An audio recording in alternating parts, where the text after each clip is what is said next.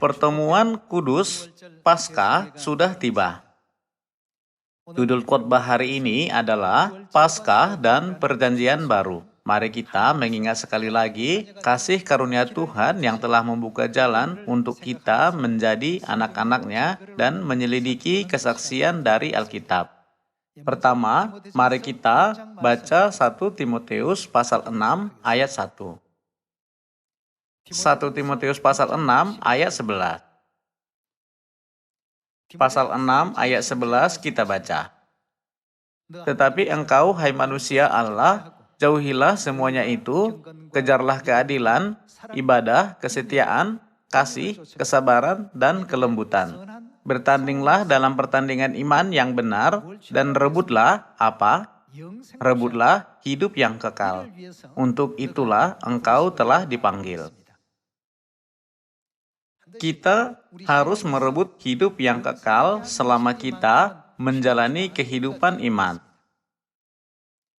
Inilah kehendak Tuhan, perintahnya, dan ajarannya yang tertulis di dalam Alkitab.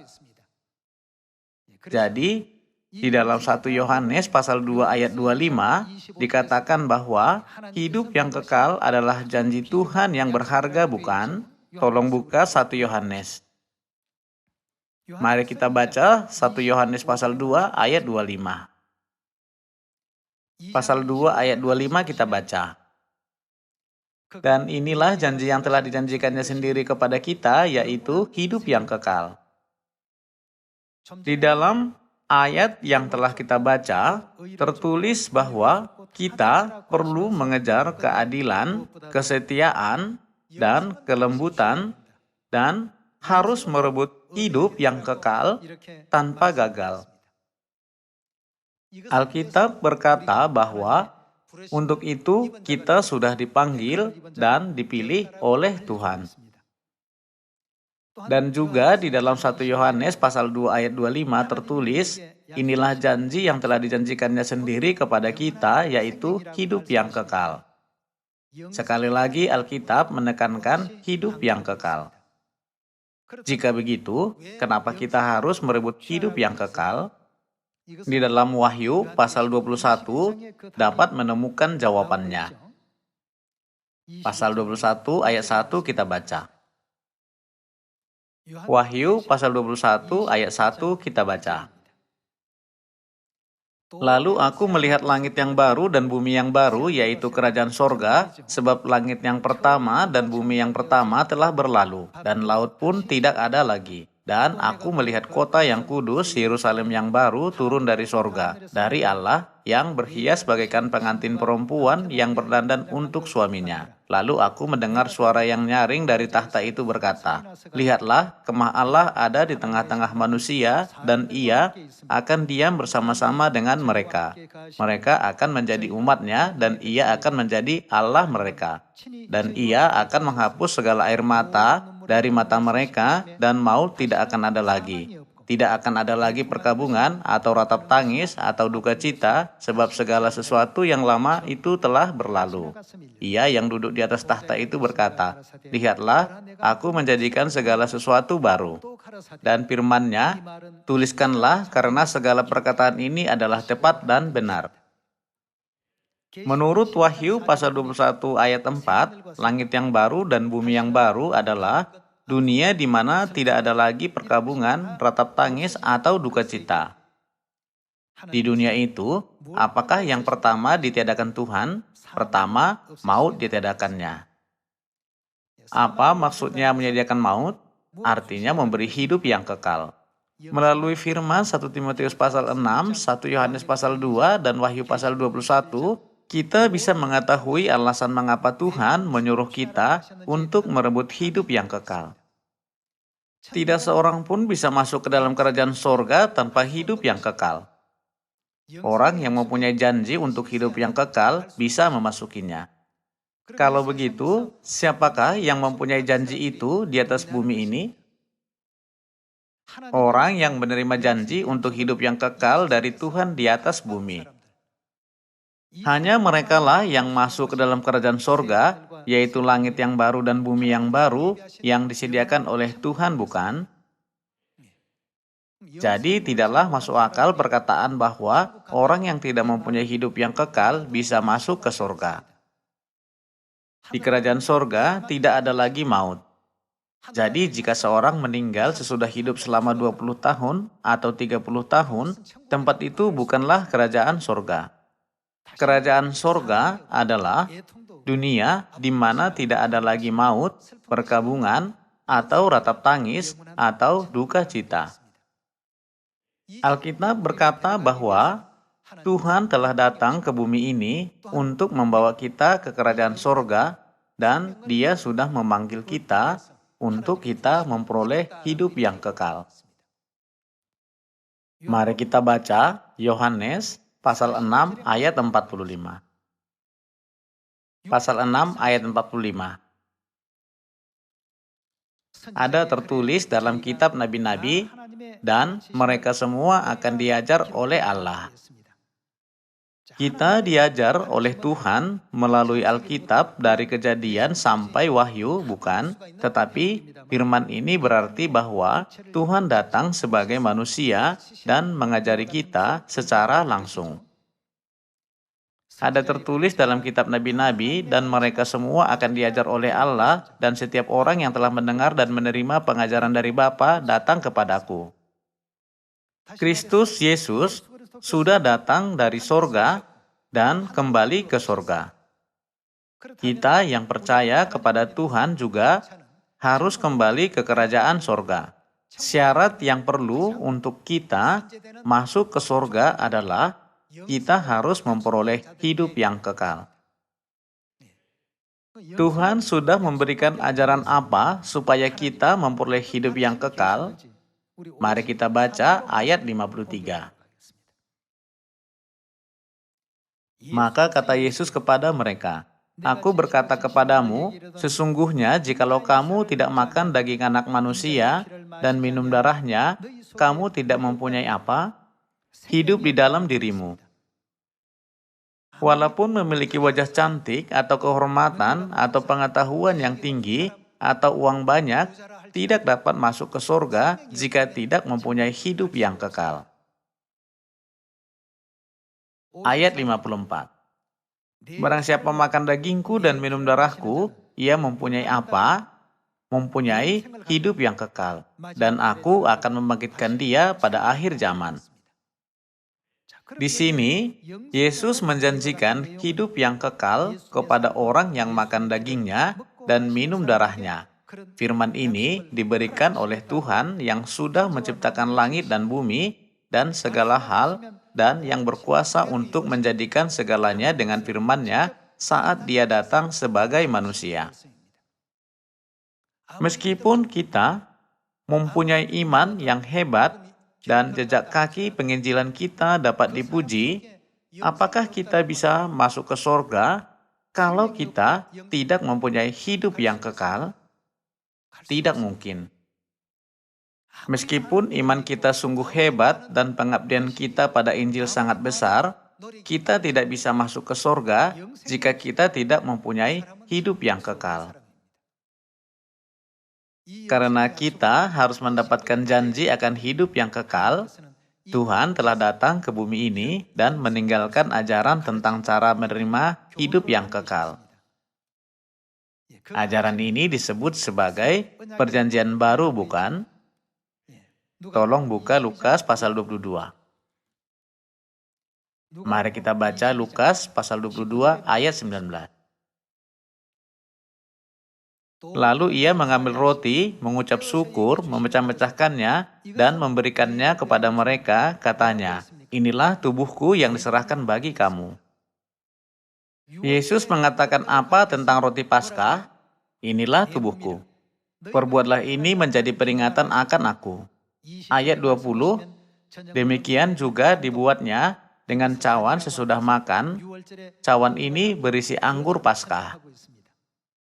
Demikian juga dibuatnya dengan cawan sesudah makan. Ia berkata, cawan ini adalah apa? Adalah perjanjian baru oleh darahku yang ditumpahkan bagi kamu. Di dalam Lukas pasal 22 ayat 19 sampai 20, Yesus mengartikan roti Paskah sebagai dagingnya dan anggur Paskah sebagai darahnya. Kemudian berkata bahwa itu adalah perjanjian baru.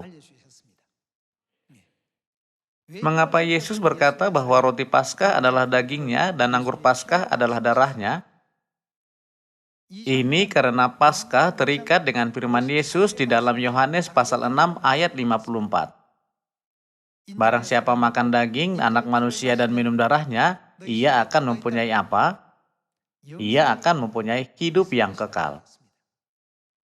Yesus telah berkata, barang siapa makan dagingku dan minum darahku, ia akan mempunyai hidup yang kekal, dan aku akan membangkitkan dia pada akhir zaman. Menurut Lukas pasal 22 ayat 19 sampai 20, roti dan anggur Paskah melambangkan daging dan darah anak manusia. Jadi, kalau kita makan roti Paskah dan minum anggur Paskah, itu berarti kita makan daging Yesus dan minum darahnya, bukan? Kemudian apa yang kita punyai menurut janji Tuhan? Kita mempunyai hidup yang kekal. Kemanakah hanya orang yang mempunyai hidup yang kekal bisa masuk kerajaan sorga? Banyak orang di bumi berusaha untuk masuk ke sorga dengan cara mereka. Mereka beribadah pada hari Minggu, merayakan Natal, dan hari pengucapan syukur, dan memasang salib di atas gereja, bahkan memakai kalung salib. Dengan berbagai cara, mereka sungguh berusaha untuk membuat jalan ke sorga. Tetapi tidak ada jalan Tuhan di antara jalan-jalan itu. Tuhan sudah berjanji kepada kita dan berkata, setiap orang yang telah menerima pengajaran dari Bapa datang kepadaku. Alkitab berkata bahwa kita akan menerima pengajaran Tuhan pada waktunya. Ada orang-orang yang menerima pengajarannya dan makan roti Paskah dan minum anggur Paskah. Tuhan menjanjikan hidup yang kekal kepada mereka semua. Dia telah menyebut perjanjian ini perjanjian baru. Perjanjian baru adalah janji yang ditetapkan oleh Tuhan. Tidak seperti yang lama. Walaupun manusia makan roti dan minum anggur ratusan kali, itu tidak dapat membuat mereka pergi ke jalan hidup yang kekal. Tetapi Tuhan sendiri telah datang dan menetapkan peraturan ini. Untuk apakah Dia sudah menetapkannya? Paskah yang sedang kita rayakan adalah jalan yang sudah dibuka oleh Tuhan supaya kita bisa kembali ke kerajaan sorga, bukan? Paskah yang sedang kita rayakan tidak seperti perjanjian yang telah ditetapkan pada zaman Musa.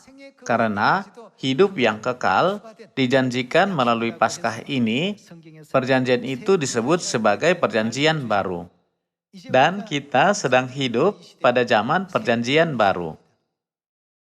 Karena sekarang zaman perjanjian baru, orang yang tidak mempunyai janji hidup yang kekal tidak dapat masuk ke sorga. Meskipun dia sangat rajin pergi ke gereja atau berdoa pada subuh atau semalam suntuk atau mengabdikan diri kepada Tuhan. Di dalam Matius pasal 7 ayat 21 tertulis, mereka berkata, Tuhan, Tuhan, kami sudah berusaha banyak demi nama-Mu. Semua usahaku hanya untuk Engkau. Aku sudah melakukan seperti Nabi, sudah mengusir setan, dan melakukan banyak mujizat. Tapi apa yang dikatakan Tuhan, pada waktu itulah aku akan berterus terang kepada mereka. Dan berkata, aku tidak pernah mengenal kamu, enyahlah daripadaku, kamu sekalian pembuat kejahatan. Aku tidak pernah membuat janji dengan kamu mengenai apa yang kamu lakukan. Mereka tidak pernah melakukan apa yang dijanjikan untuk mendapat hidup yang kekal. Itulah sebabnya Yesus menolak mereka dengan berkata, enyahlah daripadaku. Sekarang kita tinggal di dalam kebenaran Paskah perjanjian baru. Kita harus bangga atas hal ini. Tidak ada tempat yang mempunyai janji ini selain dari Sion. Itu sungguh mengherankan. Tidak ada tempat di dunia yang merayakan hari Paskah pada waktu senja tanggal 14 bulan Nisan dengan roti dan anggur. Itu sungguh mengherankan. Kita menyadari bahwa semua itu terlaksana sesuai dengan rencana Tuhan dan jalan yang ditentukannya. Tanpa perjanjian baru, kita tidak bisa menerima janji untuk masuk ke surga. Tidak ada jalan lain. Tanpa Paskah, tidak ada cara untuk kita mempunyai hidup yang kekal yang diberikan oleh Tuhan. Jadi, kita harus memanjatkan kemuliaan, ucapan syukur, dan pujian kepada Tuhan Elohim, Tuhan Bapa dan Tuhan Ibu, yang memberikan kita Paskah dan ajaran-ajaran perjanjian baru dan membuka jalan ke kerajaan sorga. Kita tidak boleh berbuat kebodohan seperti meninggalkan kebenaran Paskah, perjanjian baru, atau kehilangannya. Walaupun hikmat kita sangat tinggi, pengetahuan hebat, atau imannya bisa memindahkan gunung tanpa hidup yang kekal, sia-sialah semuanya itu. Bukankah begitu? Mari kita baca Ibrani pasal 10. Beberapa gereja yang tidak mengetahui Paskah pernah menghalangi kita merayakan Paskah. Tuhan sudah memberi kepada kita tentang ajaran ini. Mari kita baca Ibrani pasal 10 ayat 26. Sebab jika kita sengaja berbuat dosa, sesudah memperoleh pengetahuan tentang kebenaran, maka tidak ada lagi korban untuk menghapus dosa itu. Tetapi yang ada ialah kematian yang mengerikan akan penghakiman dan api yang dahsyat yang akan menghanguskan semua orang durhaka. Jika ada orang yang menolak hukum Musa, ia dihukum mati tanpa belas kasihan atas keterangan 2 atau 3 orang saksi. Betapa lebih beratnya hukuman yang harus dijatuhkan atas dia yang menginjak-injak anak Allah, yang menganggap najis darah perjanjian yang menguduskannya. Apakah darah perjanjian itu? Darah Paskah perjanjian baru, dan yang menghina roh kasih karunia. Apakah yang akan dijatuhkan atas orang yang menganggap najis darah perjanjian yang abadi? Hukumlah yang akan dijatuhkan atasnya. Alkitab berkata bahwa kita perlu memikirkan dengan serius betapa lebih beratnya hukuman yang harus dijatuhkan atas orang itu. Orang yang menganggap najis darah perjanjian itu tidak dapat memperoleh hidup yang kekal dan tidak bisa masuk ke dalam kerajaan sorga. Oleh karena itu, kita benar-benar diberkati banyak karena kita sekarang ada di sini. Kita bertemu dengan Bapa dan Ibu Sorgawi, kita bisa menyadari Paskah, bisa mengetahui semua ketetapan, peraturan, dan hukum perjanjian baru, mengetahui Sion, kerajaan sorga, dan jalan hidup yang kekal. Karena jalan yang sedang kita jalani itu jalan yang sungguh baik. Kita tidak boleh kehilangan kebenaran perjanjian baru yang telah diberikan Tuhan kepada kita. Selama bangsa Israel berjalan di padang gurun, mereka selalu melupakan perjanjian Tuhan, melakukan perbuatan yang sia-sia, melawan kepada Tuhan, tidak menuruti peraturan, ketetapan, dan hukum Tuhan setiap hari. Kita tidak boleh menjadi sama seperti mereka. Kita hidup pada zaman Roh Kudus. Tidak ada lagi zaman yang lain kita mendapat kesempatan untuk bertobat. Menurut rencana penebusan Tuhan, kita hidup pada zaman di mana segalanya harus diselesaikan. Dari sudut pandang ini, karena kita sedang mengikuti perjanjian baru dan tinggal di dalam kebenaran Paskah pada zaman ini, dan kita menerima janji akan kerajaan Tuhan, masa depan kita benar-benar cerah. Membayangkan masa depan kita yang cerah, mari kita baca firman di Ibrani pasal 10. Pasal 10 ayat 35. Mari kita baca Ibrani pasal 10 ayat 35.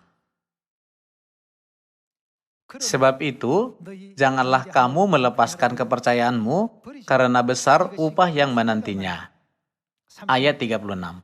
Sebab kamu memerlukan ketekunan, supaya sesudah kamu melakukan kehendak Allah, kamu memperoleh apa yang dijanjikan itu. Ada banyak janji yang diberikan Tuhan kepada kita. Di antaranya, hidup yang kekal adalah janji yang disebutkan di 1 Yohanes pasal 2 ayat 25, bukan? Kerajaan sorga dijaminkan untuk kita melalui hidup yang kekal. Kalau kita dijamin masuk ke sorga, dijamin juga posisi imamat yang rajani. Dan juga kita akan mengambil bagian dalam hidup yang kekal, dan berkat abadi di dunia tidak ada duka cita atau ratap tangis. Sebab kamu memerlukan ketekunan supaya sudah kamu melakukan kehendak Allah, kamu memperoleh apa yang dijanjikan itu. Ayat 37. Sebab sedikit, bahkan sangat sedikit waktu lagi, dan ia akan datang, sudah akan ada tanpa menangguhkan kedatangannya. Tetapi orangku yang benar akan hidup oleh iman, dan apabila ia mengundurkan diri, maka aku tidak berkenan kepadanya. Tetapi kita bukanlah orang-orang yang mengundurkan diri dan binasa, tetapi orang-orang yang percaya dan yang beroleh hidup. Kita tidak boleh mengundurkan diri dan binasa dan kembali ke waktu kita belum percaya kepada Tuhan seperti orang bodoh. Saya ingin Anda semua menjaga iman Anda sampai akhir dan menjaga sikap selayaknya orang yang akan masuk ke dalam kerajaan sorga. Paskah dan perjanjian baru yang kita peroleh itu sungguh berharga. Kita mempunyai kebenaran yang paling agung. Bahkan, malaikat-malaikat ingin menyelidikinya. Jadi, kita tidak boleh hidup seperti orang yang tidak mempunyai apapun yang layak dibanggakan, bukan? Ada tugas yang harus kita lakukan. Tuhan sudah memerintahkan kita untuk melakukan pekerjaan ini. Kita harus pergi dan melakukan apa kepada semua bangsa? Kita harus memberitakan Injil kepada mereka. Sesungguhnya, kita telah menerima Paskah dan diakui sebagai pelayan perjanjian baru. Ada tugas yang harus dilakukan oleh pelayan perjanjian baru. Kita harus memberitakan Injil kepada semua bangsa. Pada waktu kita kembali ke sorga, Tuhan akan berkata, kuasailah 5 kota, kuasailah 10 kota. Kita bisa melihat Tuhan membagikan warisan kepada hamba-hamba yang setia melalui perumpamaan di dalam Matius pasal 25. Dan juga di dalam Injil Lukas terdapat perumpamaan tentang Mina. Waktu yang begitu mulia akan segera tiba. Janganlah Anda melihat waktu sekarang dengan sudut pandang yang sempit, tetapi lihatlah masa depan. Memang penting hidup kita di bumi ini.